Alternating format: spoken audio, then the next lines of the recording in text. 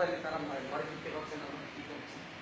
তো যাই হোক ওনারা টাইম দিয়েছেন এক সপ্তাহের ভিতরে যারা ওনারা সবাই ঘরে সে ব্যবস্থাটা করুন। গত পরশু দিন তো এক্ষুনি আপনি গেলেও আপনাকে যেতে দেবেন যদি যেতে পারেন খুবই বেশি। কি করবো ওখানে একবার গেলেই পরে তাই ওরা হচ্ছে সরাসরি গেলে এরা অভিযোগ করবে, ওরা অভিযোগ করবে।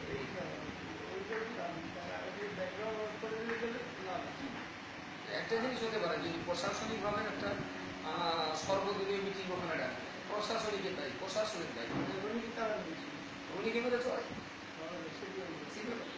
আর ওদের ওদের ঘর বাড়ি করে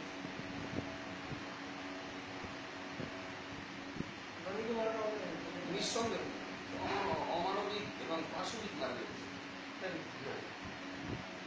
এটা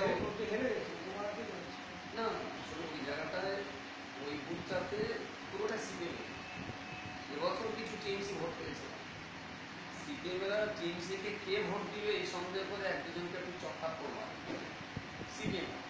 আর ওই পড়াটা একটা আদি সুনামা ধরানো চোর শিক্ষা দীক্ষা স্বাস্থ্য উন্নয়নের কিছু হবে সেই সিপিএমের পড়াতে টিএমসি অবস্থায় চলে আসছে।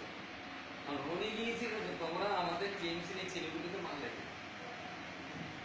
রনি একটা গাছ ওদের দু চারটে কথা বলেছে। আমি না এখানে হেরে গেছি কিন্তু রাজ্য তো আমার, আমরা যদি পাল্টা বাড়ি তোমার চলে যেতাম রনি মানে জাস্ট এইরকম গুটিগত কথা, তাতে একটা জনের রাজার কথা বলতেই না তার দলের লোক মারতে সেটা কথা এই বলতে না বলতেই মোটামুটি ওর উপরে চড়া হয়ে ভীষণ দাঁড়িয়ে বেড়েছে। যদিও হাত পা ভাঙিনি কতদিন ইন্টারনাল অ্যাভারেজ হয়নি কিন্তু তিন চট ঝাঁটা লাঠি হাতের চালাকি খুব মেরেছে বলি।